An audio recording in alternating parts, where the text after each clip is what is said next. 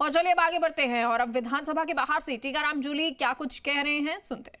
की महिमा का वर्णन किया गया है, बड़े ही मान सम्मान के साथ इस शब्द का उपयोग किया गया है। वहीं कुलगुरु भी कोई ऐसा शब्द नहीं है, बहुत सम्मानीय शब्द है। उसका उपयोग यज्ञों के अंदर जीवन से लेकर मृत्यु के जितने भी संस्कार हैं उनके अंदर उस शब्द का भी उपयोग किया गया है। बात यह आ रही है कि नाम बदलने से क्या मानसिकता बदल जाएगी या आपका काम करने का तरीका बदल जाएगा? जहाँ यूनिवर्सिटियों की जो हालत हो रही है वो बदल जाएगी। आपको यूनिवर्सिटियों के लिए राजस्थान के वीसी तक मिल नहीं रहे, बात कर रहे हो आप बड़ी बड़ी। आज यूनिवर्सिटी के अंदर वीसी बनने की पहली प्राथमिकता तो ये होगी कि वो संघ विचारधारा का होना चाहिए। इसके अलावा तो दूसरी प्राथमिकता बाद में है। तो किस ओर आप इस प्रदेश को ले जाना चाह रहे हो? अभी मैंने पूछा कि आपने हरिपुरा नाम कर दिया हसनपुरा का, तो अब हरिपुरा के अंदर तो 20 रुपए लीटर दूध मिल रहा होगा, 30 रुपए लीटर डीजल पेट्रोल मिल रहा होगा, पार्किंग की अच्छी व्यवस्था होगी, जाम से निजात मिल गई होगी, पोल्यूशन भी खत्म हो गया होगा, बच्चों की अच्छी एजुकेशन हो रही होगी, आटा तेल चावल भी सस्ते रेटों पे मिल रहे होंगे। जवाब दे नहीं सकते क्योंकि नाम बदलने से हकीकत नहीं बदल सकती, जो इस सरकार की मानसिकता है। और मैं फिर कहना चाहूँगा, ये सरकार नाम बदलने का ढोंग रच रही है, इसके अलावा धरातल पे कुछ है नहीं। पुरानी चीज़ को नए रैपर के अंदर बेचने का काम कर रहे हैं। हमारे समय की जो योजनाएं थी या तो उनका नाम बदल रहे हैं या अब जो पद हैं उनका नाम बदल रहे हैं। बाकी धरातल पे कुछ लेना देना इस सरकार का नहीं है। दूसरा मैं कहना चाहूँगा, मंत्री जी ने आधे घंटे का इसके अंदर भाषण दिया है। पूरा ऐसे जवाब दे रहे थे जैसे कि कोई कथा चल रही हो। ऐसे नहीं होता। इस सदन की भी गरिमा है।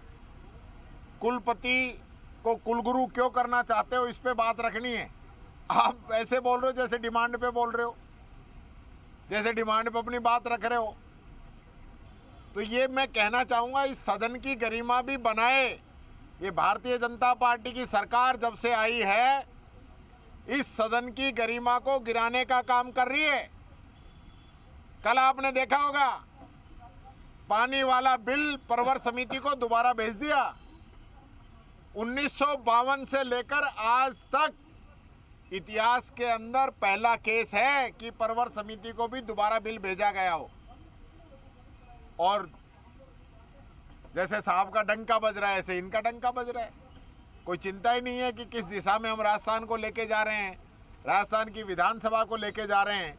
यहाँ जो डिस्कशन हो रहा है, जो माननीय सदस्य अपने अपने इलाके से अपनी अपनी समस्याओं को रखते हैं, अपने अपने विचारों को रखते हैं, उनका समावेश होना चाहिए। उसके बाद जो है नियम कानून बनने चाहिए। उस पर बीजेपी का कोई मतलब नहीं है।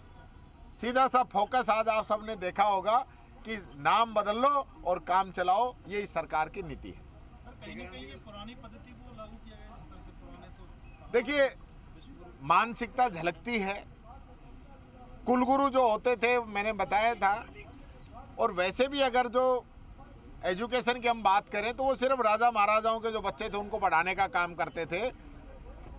गरीबों को, पिछड़ों को, वंचितों को पढ़ाने का उनका उद्देश्य नहीं था।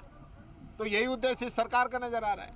डीएसी में बातचीत हुई है, उसके बाद कल लोकतंत्र सेनानी मीसाबंदियों को लेकर के बिल लाने जा रही है सरकार। हाँ, निश्चित तौर पर वो तो इनका फेवरेट वो है कि बहुत बड़ा काम कर रखा है उन लोगों ने जिसके लिए बिल आ रहे हैं। मैं कह रहा हूँ, प्रदेश की स्थिति क्या है उस पर कोई मतलब नहीं है।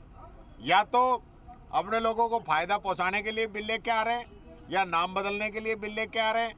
कल भी जो भू राजस्व का जो बिल है वो बहुत बड़ा घोटाला है, कल बताएंगे। उसके हजारों करोड़ रुपए का फायदा देने के लिए बिल लेके आ रहे हैं, इसका भी हम कल बताएंगे आपको। इसकी पूरी रिसर्च हम करवा रहे हैं। ये सरकार जो है अपने लोगों को फायदा देने के लिए इस प्रकार के बिल लेके आ रही है। साहब, आप कह रहे हैं कि जो बीजेपी शैक्षणिक संस्थाओं पर वैचारिक हमला कर रही है, वैचारिक लोगों को फिट कर रही है, ऐसा ही आरोप वो लगा रहे हैं कि पिछले 5 साल में जो कुलपति हैं वो पैरवी से ही लगे हैं।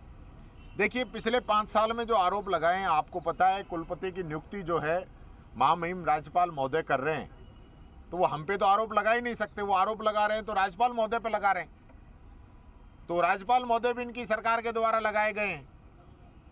तो मेरे जो आरोप है वो एकदम स्पष्ट हैं कि वीसी की नियुक्ति की पहली प्राथमिकता आरएसएस संघ से जुड़ा हुआ आदमी होना चाहिए।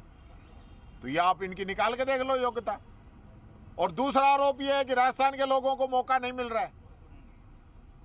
सिर्फ 32-33 यूनिवर्सिटी में 4 जगह राजस्थान के लोग हैं।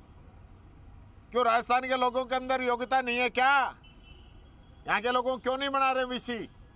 और जिस प्रकार का भ्रष्टाचार चल रहा है यूनिवर्सिटीज के अंदर, सारा फोकस जो है बच्चों की पढ़ाई पे नहीं होकर बिल्डिंग निर्माण के अंदर, पेपर छपवाने के अंदर, स्कैन करवाने के अंदर, उसमें लगे हुए हैं। परीक्षा करा लो और बात खत्म। कहीं शोध की बात हो रही है क्या? रिसर्च हो रहा है क्या? एजुकेशन हो रही है क्या?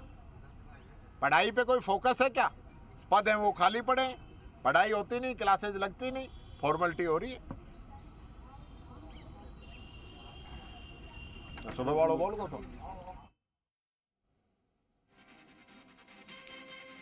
टीकाराम जूली को आप सुन रहे थे और कुलपति के मुद्दे पर उन्होंने कहा कि ध्यान नहीं दिया जा रहा है, पढ़ाई बच्चों की हो नहीं पाती है, पद खाली पड़े हुए हैं। तो वहीं कल होने वाली बहस को लेकर भी उन्होंने संकेत दिया कि कैसे जो घोटाला हो रहा है उसको लेकर भी हम रिसर्च करवा रहे हैं और आने वाले वक्त में उसका खुलासा भी करेंगे, यानी कि कल जो है इस पर बात रखी जाएगी।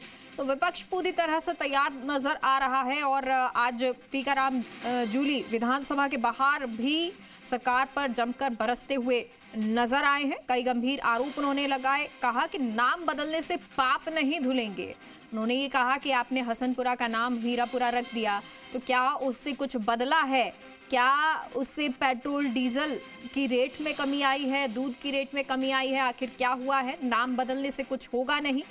तो कई आरोप लगाते हुए उन्होंने सरकार को घेरा है। तो वहीं जिक्र उन्होंने कुलपति का भी किया, जो कि आज सदन में मुद्दा उठा था, उसको लेकर भी कहा कि आखिर जो इतने पद खाली पड़े हुए हैं वो पद क्यों नहीं भरे जाते हैं।